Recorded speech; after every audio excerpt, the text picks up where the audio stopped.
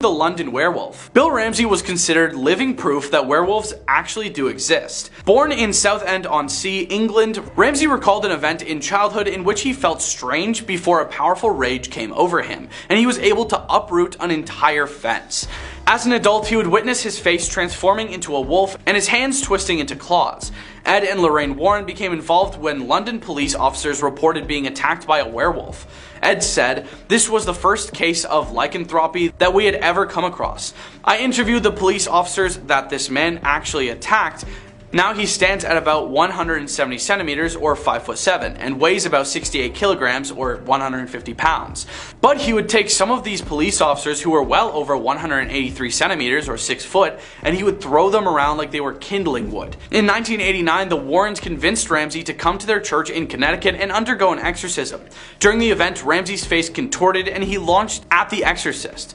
Then all was calm and the exorcism was a success. Since then, there has been no more incidents recorded. The Enfield Poltergeist. The Enfield Poltergeist terrorized a small London house in the Enfield suburb. Between 1977 and 1979, single parent Peggy Hodgson and her two daughters, Margaret and Janet, experienced furniture being thrown around, small objects flying around rooms, and picture frames falling from the walls. The children would find themselves levitating out of their beds. These paranormal events were witnessed by their neighbors, journalists, and even police officers. The younger daughter, Janet, had also begun speaking in a deep masculine voice, which was believed to be the spirit of an old man. The family had received a lot of negative attention in the press as the young girls were accused of attention-seeking behavior. When Ed and Lorraine Warren investigated, they found it was a case of demonic possession. Janet later admitted that she had played with a Ouija board before the disturbances had begun, and that she was unaware that she fell into the trances until she was later shown the photographs.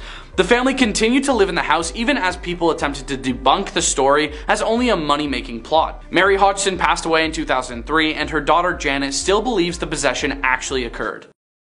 The Donovan family. In the early 1970s, Ed and Lorraine Warren met with the terrified Donovan family at their house. On arrival, the Warrens witnessed loud pounding coming from inside the walls, peeling paper, water running blood red, and beast-like noises echoing through the home. The Warrens questioned the Donovan family. Had they purchased any unusual secondhand items or had a family member passed away recently? Nothing was discovered until the youngest daughter, Patty, made her confession. She had used a Ouija board to communicate with a teenage boy who had passed away in the neighborhood 10 years earlier. The spirit never revealed his name to Patty, and the Warrens knew this was more than likely a demonic entity disguised as the boy. The Warrens immediately called for a priest. Following an exorcism, life inside the Donovan home slowly returned to normal. Ted Donovan's brother, who was a witness to the possession and the exorcism, wrote in a report, "I, nor anyone else in my family, have ever before witnessed anything so weird and terrifying."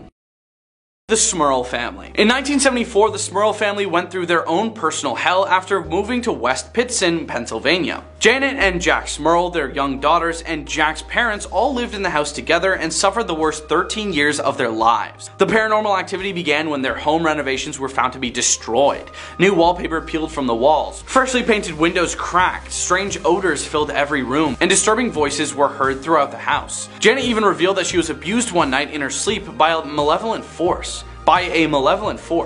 The Smurls were terrified and decided to contact Ed and Lorraine Warren for help. Lorraine discovered that the Smurl family home was infested with 4 spirits: a harmless elderly woman, an old man who had passed at the home, a young and violent girl, and a demon that controlled the other spirits and had turned them against the family. The incident stopped by October 1986, and the family moved back to Wilkes Barre in 1988.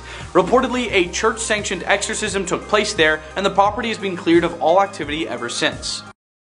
The Snedeker House. In 1986, the Snedeker family moved from New York to Connecticut so that they would be closer to the hospital that was treating their eldest son for cancer. Unfortunately, the family home on Meriden Avenue in Southington that they purchased was a former funeral home, although they had to make this chilling discovery on their own. After renovations on the house were complete, Carmen Snedeker entered the basement for the first time.